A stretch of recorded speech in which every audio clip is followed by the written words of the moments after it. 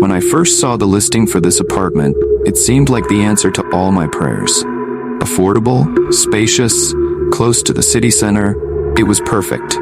I moved in the very next day. The place is bright and well-maintained, with tall windows letting in natural light. Very next day, while cleaning the kitchen counter, I find a folded piece of paper taped to the fridge. The words, "Welcome to your new home," are written in neat cursive on the front. I thought it was just some welcome note from the landlord, but when I opened it, I saw something else entirely. A list of rules. Just for a curiosity or fun, read it aloud. Do not open the windows after sunset. Always greet your neighbor in apartment 2B, even if you don't see them. Never leave the apartment between 3 a.m. and 4 a.m. If you hear knocking on the walls, do not respond. Do not use the elevator after midnight. Keep a bowl of salt on the dining table at all times. Replace it weekly. It felt like some sort of joke.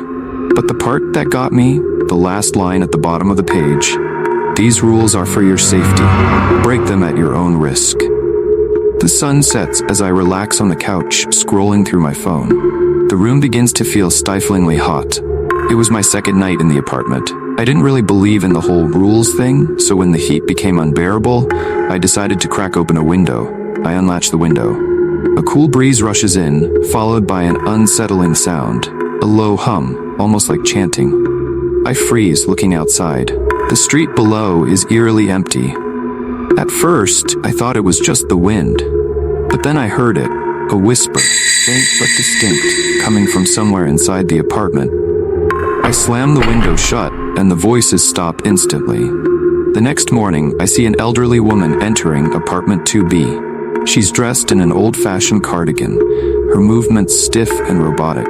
I remembered rule number 2, greet the neighbor in 2B, even if you don't see them. So I said, "Good morning." The woman freezes mid-step, turning slowly to face me. Her eyes are unnaturally wide, unblinking. You open the window? Before I can respond, she turns and enters her apartment, slamming the door. I'm left standing there, shaken. Over the next few days, I start noticing strange occurrences. Shadows moving where they shouldn't, faint knocking sounds at night, and the salt in the bowl turning black. I followed most of the rules after that. But one night, curiosity got the better of me. At 3:15 a.m., I decided to step out into the hallway.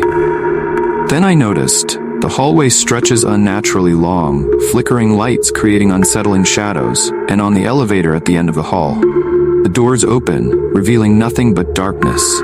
I knew I shouldn't get in, but something was pulling me, an invisible force drawing me toward it.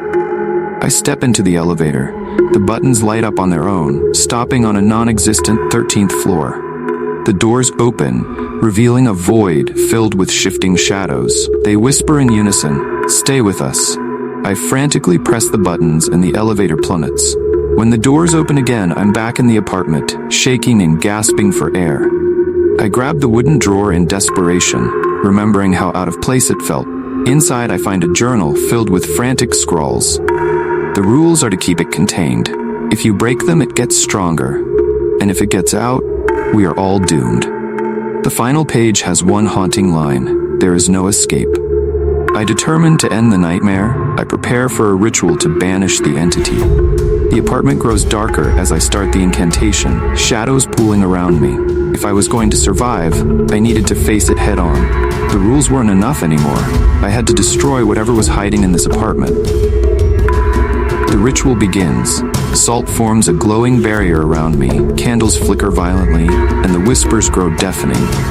The air turns cold, and the apartment shakes as if it's alive. The shadowy entity emerges, a monstrous, shifting form with glowing eyes. It lunges at me, but the barrier holds it back. You don't belong here. I finish the incantation, and the shadows are sucked into a spiral of light. The apartment falls silent, and I collapse to the floor. I pack my things and prepare to leave the apartment, thinking it's all over. The landlord arrives to collect the keys. He seems unusually calm, almost smug. So you figured it out? Not bad. Most don't last this long. What do you mean? I banished it. It's gone. The landlord chuckles, shaking his head. You didn't banish it. You just freed it. My blood runs cold as the realization sinks in. The entity was never trapped in the apartment. It was tethered to me the moment I broke the rules. I started driving away from the apartment, the journal on the passenger seat. Then I noticed in the mirror a faint shadow flickering in the back seat. The radio turns on by itself, playing distorted voices. I got panicked. I thought I was safe, but I was wrong. It wasn't tied to the apartment. It was tied to me. The car breaks down on an empty road.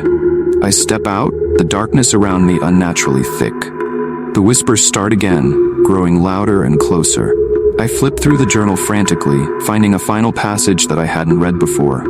If it attaches to you, there's only one way to stop it. You must become its keeper. My heart started to pound heavily. My head feels like something heavy on it. Is this real, or I am dreaming? I had two choices. Let it consume me, or take its place. The apartment was getting ready for a new tenant. A cheerful young couple is moving in, laughing and joking as they unpack. Same the wooden drawer in the corner, where a new list of rules is folded neatly on top. Ominous knock from the drawer. I chose to keep it contained. For now, it's trapped. But it's only a matter of time before someone else breaks the rules. It's an unsettling realization that the cycle will never end.